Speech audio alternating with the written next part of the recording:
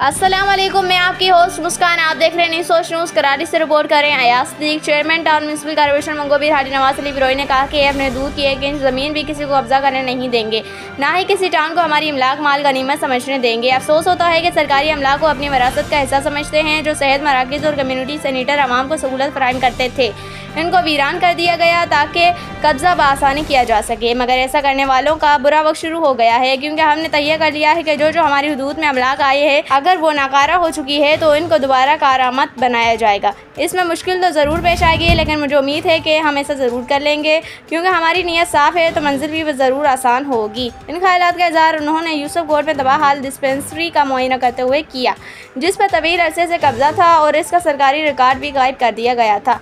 इसके बावजूद चेयरमैन ने अपनी टीम के हमरा वहां जाकर माफिया का कब्जा ख़त्म कराया और उसको सरकारी तहवील में ले लिया। इस मौके पर इनके हमरा म्यूनसिपल कमिश्नर आगा खलीक, वाइस चेयरमैन आरिफ राना और इनकी टीम के अरकान भी मौजूद थे। चेयरमैन का मजीद कहना था कि यह डिस्पेंसरी मेरे वालिद साहब की काविशों से 1994 में वजूद में आई, जिसने 2015 तक आवाम को सेहत की बेहतरीन सहूलियात फराहम की, जिसके बाद DMC और डिस्ट्रिक्ट कौंसिल ने इस पर तवज्जो ना दी, जिसके सबब ये खंडर में तब्दील हो गई और अब इस पर कब्जा करने का प्रोग्राम बनाया गया, जो मैंने नाकाम बना दिया। मेरी हुकूमत सिंध और मेयर कराची से खुसूसी दरख्वास्त है कि वो इस अहम डिस्पेंसरी को दोबारा से आबाद करने में हमारी मदद करे, ताकि यहाँ की आवाम को फिर से सेहत की सहूलियात फराहम की जा सके। हमारा ख्वाब चमकता दमकता मंगोबीर है, जिसके लिए शबो रोज़ सरगर्म अमल हैं।